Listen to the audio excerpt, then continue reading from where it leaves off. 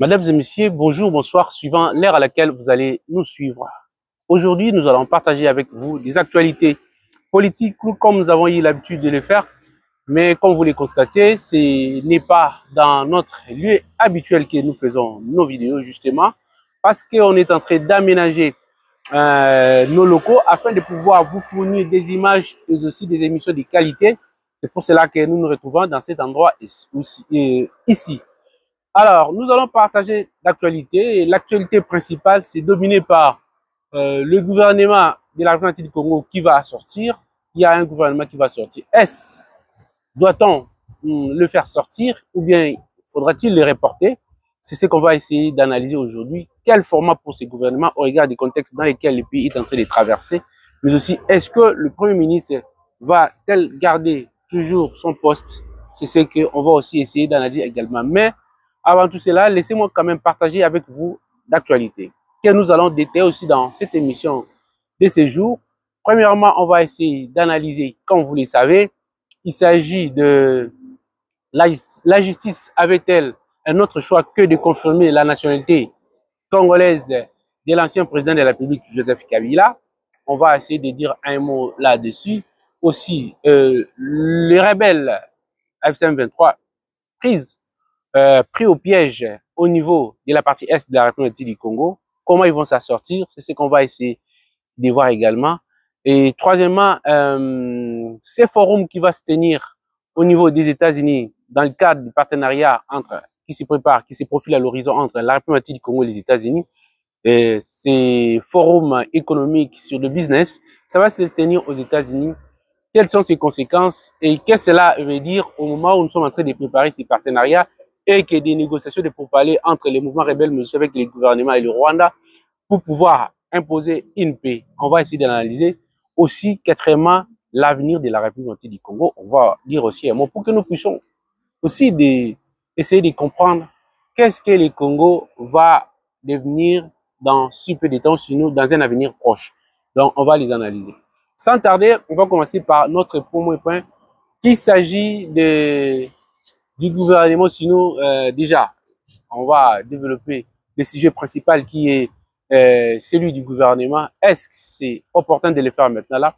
Moi, je pense que oui, effectivement, c'est important de faire ce gouvernement au regard des partenariats que nous sommes en train de préparer pour mettre en place, notamment avec les États-Unis, qui est une superpuissance qui va nous aider énormément au regard des problèmes qui se passent dans notre pays. Mais c'est là, nous devons savoir aussi que, en fait, en réalité, il faut lancer ou soit déjà un message fort à tous ceux et celles qui vont nous suivre, justement, par rapport à nos partenaires, pour qu'ils comprennent au moins que nous sommes conscients, sérieux, rigoureux et que nous savons ce que nous sommes en train de chercher à faire. Puisque vous le savez, les Américains, ou sinon des pays, des superpuissances, ce sont des gens tellement organisés, des pragmatiques, qui respectent la loi, puisque les systèmes occidentaux, notamment les États-Unis d'Amérique, ce sont des capitalistes. Et pour eux, c'est les initiatives privées qui priment. Et donc, on veut qu'ils préparent les terrains pour que les entreprises américaines viennent s'installer à la République du Congo. Ils vont regarder est-ce que nous sommes sérieux. Et déjà, cela va se faire sentir au regard de notre gouvernement. Le gouvernement de la République démocratique du Congo, quels sont les profils qu'on va mettre? Ce sont des pays qui sont tellement outillés en termes de services de renseignement qui vont se renseigner par rapport aux gens que nous allons mettre en poste. Est-ce que c'est un signe d'un pays qui se veut vraiment organisé, développé, qui veut vraiment nouer des relations sérieuses avec les États-Unis? Ils vont le comprendre déjà par le format que nous allons mettre en place. C'est pour cela que nous demandons déjà, pour que nous puissions lancer déjà un signal fort, il faut relever le ministère de la Recherche scientifique au rang du Premier ministre pour que nous puissions montrer à la face du monde que voilà, le Congo est debout, veut se développer. On ne peut pas se développer sans recherche. Et la recherche scientifique va se faire dans tout le domaine. Et dans tout le domaine, dans tout le secteur, nous sommes en train de signer un partenariat avec un pays qui est puissant et fort dans tout le domaine. Nous devons aussi, nous aussi, à notre côté, montrer que nous sommes en train de faire des efforts pour que nous puissions nous améliorer. Et cela, non seulement, il faut seulement relever le ministère au rang du ministère de vice-premier ministre, mais aussi allouer des fonds nécessaires à ce ministère-là pour qu'il puisse faire bien son travail. Et cela va donner un signal fort. Un élément de détail ici, c'est la République doit définir ses priorités. Définir nos priorités, c'est d'analyser qu'est-ce que nous devons faire en termes de politique publique de développement dans chaque secteur. Mais aussi, la souveraineté, l'un des éléments aussi clés, il s'agit des ressources humaines. Nous devons avoir des ressources humaines locales pour ne pas subir le dictat de l'extérieur. Puisque si les ressources humaines qui se retrouvent dans votre pays dépendent de l'extérieur, vous ne pouvez pas être autonome. À tout moment, on peut toujours vous déstabiliser parce que vous n'avez pas des ressources humaines de votre propre chef ou sinon des ressources humaines locales et cela sera un handicap pour la République du Congo dans les contextes où nous sommes en train de chercher à nous organiser, à nous repositionner sur l'échiquier international. Nous devons organiser dans ce sens-là. Ça va nous aider énormément, ça pourra nous permettre de nous en faire après une idée par rapport à notre évolution. Ce sont des éléments importants que nous devons tenir.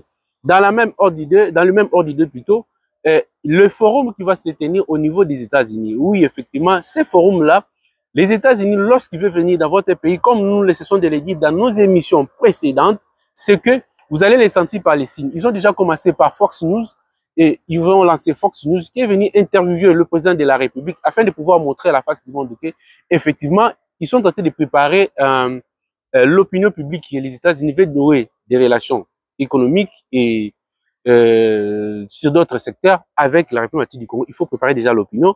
Donc, Fox News est venu. Il y a un documentaire qui est démontré pour montrer quelles sont les richesses qui regorgent la République du Congo. On parle de 24 000 milliards, comme vous l'avez dit, et c'est là le marché qu'on va créer avec les États-Unis pourra nous produire 500 milliards de dollars. Donc, il y a tellement d'opportunités que nous devons saisir. Voilà, c'est que important que nous devons savoir. Et ces forums économiques, cela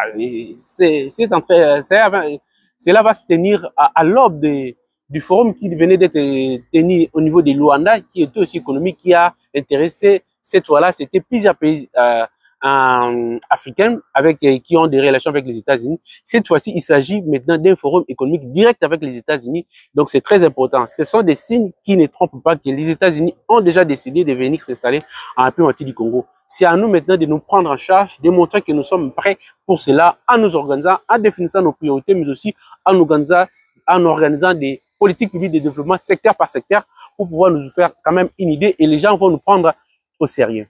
Et un autre sujet majeur que nous allons développer, il s'agit de la justice qui s'est saisie du dossier de l'ancien président de la République et ce qui a défrayé la chronique, c'est le fait que la justice a présenté l'ancien président de la République comme étant congolais d'origine, alors que beaucoup se disaient que non, ce n'est pas un Congolais, tout cela. Est-ce que la justice congolaise avait tel un autre choix que celui-là? Moi, je pense que la justice congolaise s'est conforme à la loi. Nous avons eu un ancien président de la République de la République du Congo, alors qu'il y a la loi électorale, les lois de la République du Congo et la Constitution exigent à ce que pour que nous puissions avoir un président de la République en République du Congo, il va falloir que nous ayons un président de la République qui soit des nationalités congolaises. Et par conséquent, la loi a été votée, les dossiers ont été examinés pour un président qui voulait postuler comme étant à la magistrature civile, devrait remplir ces critères-là. Puisque cela a pu passer sans respecter la loi, et donc la justice va se saisir du dossier tel que déposé partout et il les confirme. Il ne fait que suivre, respecter la loi. La justice n'avait pas d'autre choix que de respecter la loi. Si les gens veulent confirmer la nationalité qu'ils estiment douteuse de l'ancien président de la République, la meilleure façon de faire, c'est de saisir et d'apporter des preuves. Et il appartient à celui qui a des faits d'apporter des preuves. Et donc, si vous voulez apporter des preuves pour accuser dans ce sens-là, il faut apporter des éléments de preuve. Donc, c'est ça là. Et comme vous savez, il y a des débats au niveau de leur famille. Ce sont des débats internes et privés. Mais ici, il s'agit des affaires de l'État.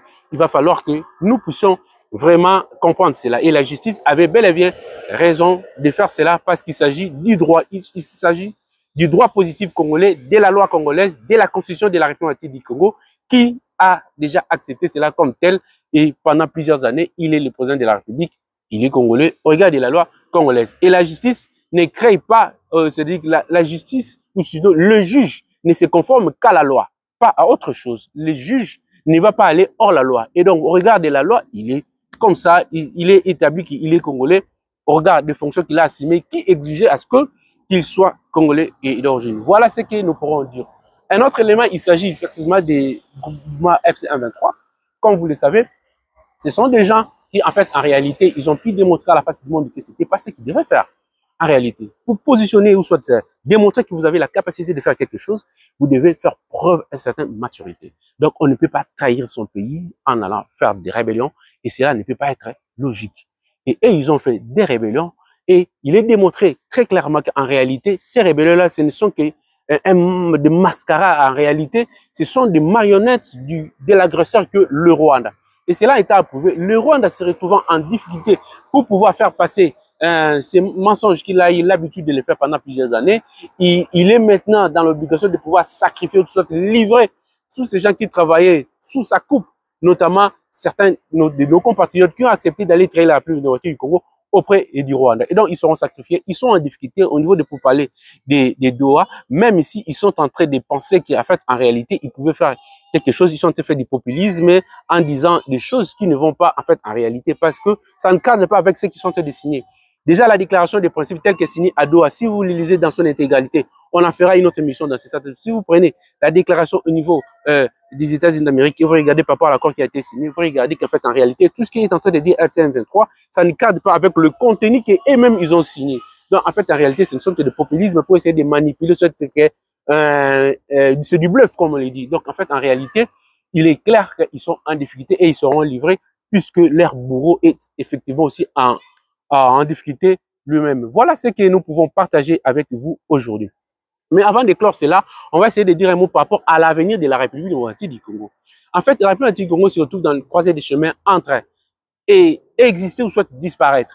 Donc, si nous voulons exister, ce que nous devons faire, c'est pourquoi, c'est de prendre des décisions, de nous lever et de nous mettre ensemble. Écarter en nous cet élément sorcier des divisions qui vient de nous roger à l'intérieur pour des divisions inutiles qui ne vont rien nous apporter. Nous devons comprendre les calendriers démocratique du Congo. Et là, les partenaires sont en train de devenir les États-Unis, le fait qu'il va venir, il va venir plutôt en République démocratique du Congo, cela va ouvrir d'autres opportunités pour que d'autres partenaires arrivent, puisque justement, c'est les grands États-Unis. Les États-Unis, c'est une superpuissance. Et de lorsque la superpuissance est là, c'est la sécurité, c'est une caution, c'est une garantie de paix. Et donc, voilà, les États-Unis vont effectivement apporter cette paix-là. Et les gens disent que non, il y a des rebelles qui se disent que non, nous, on va rester ici. Mais Donald Trump a dit clairement que nous allons les imposer le respect. Et ils vont travailler avec les gouvernements du Congo. Les gouvernements légitimes, Donald Trump a dit que le président Tshisekedi, c'est celui-là qui est respectueux et respectable. Et donc, tout ce qu'ils sont en train de dire, ce ne sont que des simples manipulations inutiles qui ne vont rien apporter. Voilà ce que nous voulons vous apporter aujourd'hui, très chers internautes. Donc, je vais me limiter là aujourd'hui. Moi, avant de clore, ce que je vais vous demander, si c'est pour la première fois pour vous de participer à cette émission, ce que nous vous demandons, c'est de vous abonner, de cliquer sur la cloche de notification, mais aussi surtout de partager nos vidéos pour une large diffusion, afin que nous puissions être vus par plus d'une personne. Ça nous fera énormément plaisir. Et voilà, quant à moi, je vais me présenter. Je m'appelle Guilain Mikobi, je suis juriste de formation, expert en commerce international et en négociation, mais aussi diplômé en ressources humaines et chercheur. Quant à moi, il ne reste qu'à vous souhaiter toutes les bonnes choses du monde, que Dieu vous bénisse et je vous dis à la prochaine.